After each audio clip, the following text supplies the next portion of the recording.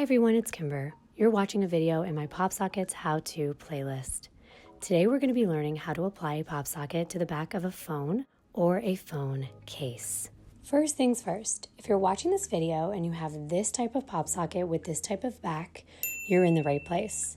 However, if you have a pop socket with this type of backing or this one, or it comes in a package like this, you should be watching how to apply a PopGrip. Please look in the info card above or below for a link in my description box to navigate to the correct video so I can help you out. Have your phone or your phone case handy and ready to apply the grip. If you're trying to apply your grip to a phone with a glass backing, like an iPhone 10 or an 8, please see the video above. There's a slightly different process. You want to make sure that your phone or your phone case is clean before applying the grip. Usually a wipe down with a wet paper towel is just fine. Just make sure that it's completely dry.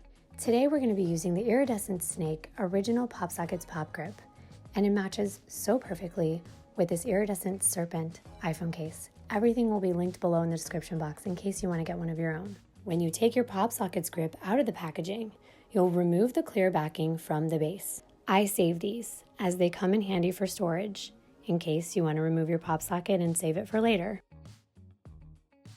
Hover over the position of your phone or your phone case where you want the grip to be. Place the grip in that spot, press down, and hold for about 10 to 30 seconds.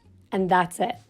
You've applied an original PopSockets PopGrip to your phone. If you want to know more about how to position your pop socket correctly or anything related to pop sockets, I can show you how. Don't forget to check back to this playlist so I can help you with everything when it comes to using, repositioning, and rocking your pop socket in the most fashionable ways possible. Thank you guys so very much for watching. I hope you enjoyed this video. If you learned anything, please give it a thumbs up. And don't forget to subscribe for more. I'll see you in my next video.